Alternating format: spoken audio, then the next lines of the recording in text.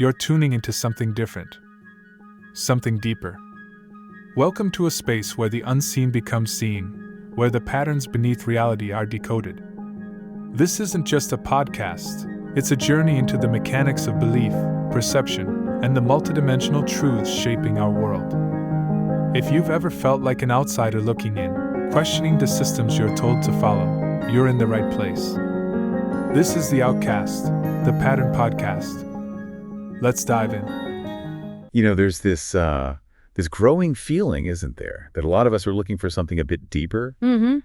A stronger connection, maybe, to ourselves, to the world. Exactly, that sense of meaning. And it often gets talked about as, spiritual awakening. That's right.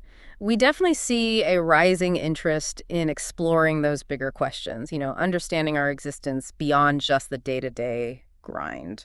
And that's precisely what we're diving into today. We're going to look at this whole idea of spiritual awakening, but through a really fascinating and ancient viewpoint. Shamanic practices. Yeah, we've got a source here that helps unpack it. It looks at the common ideas about spiritual awakening, but also some maybe less known aspects, all from that shamanic perspective. So our mission, if you like, is to get a clearer picture of what spiritual awakening might actually involve for you and how these shamanic ways offer a unique, kind of time-tested path for that journey. Right. We want to give you those key insights, quickly but thoroughly, without making it feel overwhelming. Okay.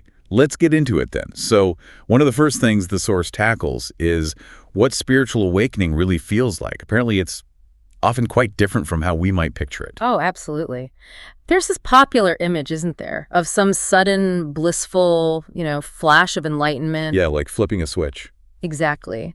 But what the shamanic view, and frankly real life often shows, is that it can actually be, quite a shakeup. A shakeup? How so? Well, the source points out it can mean intense emotional shifts, suddenly questioning beliefs you've held forever, which can bring on some temporary anxiety, definitely, or even changes in relationships as your core values start to shift. It's not always, sunshine and roses. Messy, confusing, even downright uncomfortable. That phrase from the source really landed with me. Feeling lost, maybe? Yeah, disoriented, like the ground beneath your feet isn't quite solid anymore. Your whole worldview might feel overturned for a bit. That's certainly not the serene, calm picture some might expect. Not at all. It's a process of taking things apart just as much as building something new. Old ways of seeing the world get challenged, and yeah, that can absolutely lead to a period of uncertainty. It's quite an honest take on the potential difficulties then. I think so. It doesn't sugarcoat it. So then you have to ask, well, who is this for? Is this kind of thing only for, monks or gurus? Yeah, the source really pushes back hard on that idea. Does it? Yes. It strongly emphasizes that these experiences are, and I'm quoting here, accessible to anyone who's willing to do the work. Okay, do the work. That sounds involved. Well, yes. It's empowering, though, isn't it? It's not some exclusive club. True. But, as the source also notes, that work isn't necessarily easy. It might mean facing some pretty deep fears. Confronting things. And letting go of beliefs that feel safe, but maybe they're actually limiting us. Exactly. Which really highlights the active part we play. It's not passive. It requires us to engage, to be brave enough to look inside. Okay, another really key point the source makes. Spiritual awakening isn't the finish line. It's not like you hit this enlightened state and ta-da, you're done. Right, that's a big one. The source describes it as more like a doorway, a threshold to a new way of living. A doorway. I like that. So it's an opening. Precisely. It reframes the whole thing. Not a destination you arrive at, but an opening into seeing yourself and the world differently. And this is where the shamanic practices come in, presumably, as tools to help navigate what's beyond that doorway. You got it. At their core, shamanic practices are these ancient traditions really focused on connecting with the spiritual side of things for guidance, for healing, for understanding our place, often using altered states of consciousness. Okay. These practices, they go way back and they offer this really rich toolkit that people have used for centuries to help make these kinds of shifts in awareness happen. The source mentions things like meditation, obviously, but also something called journeying. Can you elaborate on that a bit? And even plant medicine is mentioned. Sure. So journeying. Think of it as intentionally shifting your awareness, often using rhythm, like a consistent drum beat or maybe focused visualization. Okay. The idea is to enter a more receptive state, sort of quiet the everyday thinking mind. where symbolic information, insights, guidance can emerge. Right. Accessing something beyond the logical brain. Exactly. It's a way to tap into what the Source calls a broader wisdom, maybe the wisdom of the universe, a more intuitive knowing. And within that kind of knowing, a really crucial insight seems to pop up in the shamanic view. Interconnectedness. Yes, absolutely central. This understanding that we're not separate, that we're all interconnected. It's fundamental. How does that play out practically? Well, the Source talks about it in terms of, say, reciprocal relationships with nature, understanding, or rather feeling, that what happens to the environment affects us and what we do affects it. It goes beyond just thinking it. It's a felt sense. That shifts things, doesn't it? How you see your place in the world. Profoundly, yeah. Now, the Source also talks about sacred plants, things like ayahuasca or psilocybin. This is definitely something people hear about. What's their role, according to this perspective? Right. So these plants have a really long history within specific shamanic traditions, used for deep healing and transformation. Not just recreational use, then. Definitely not. The Source explains they tend to work by quieting the rational mind, allowing us to bypass our usual mental chatter and filters and access those deeper levels of consciousness we were just talking about. But the Source is clear. Traditionally, these are powerful tools used within specific rituals, with guidance, with respect and intention, not casually. And the potential outcome. The Source suggests people can gain really significant life-changing insights in these states. That's the potential, yes. Deep perspectives on oneself, one's life patterns, one's connection to everything. It can be very profound. It really sounds like shamanic practices offer a very integrated way of approaching spiritual awakening.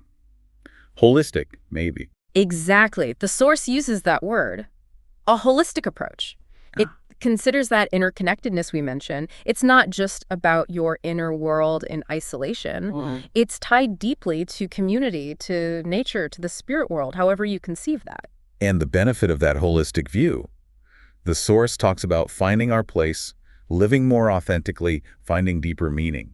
That sounds pretty significant. It really does. It brings it back to the practical, doesn't it? Yeah. It's not just about having cool experiences, but how does that change how you actually live your life day to day? Yeah, how does it translate? Right. Living with a greater sense of purpose, maybe, and connection. Digging a bit deeper, the Source touches on how shamanism understands what it means to be human. It's not just physical bodies walking around. No, not at all. At the core is this recognition that humans are also fundamentally spiritual beings. That's foundational. And believing that, or understanding that, opens the door to what? To tapping into that deeper wisdom of the universe, as the Source puts it. It could be insights into life cycles, maybe understanding ancestral patterns, or just finding a stronger sense of your own inner compass, your intuition. Which leads to something the Source highlights as a really crucial teaching.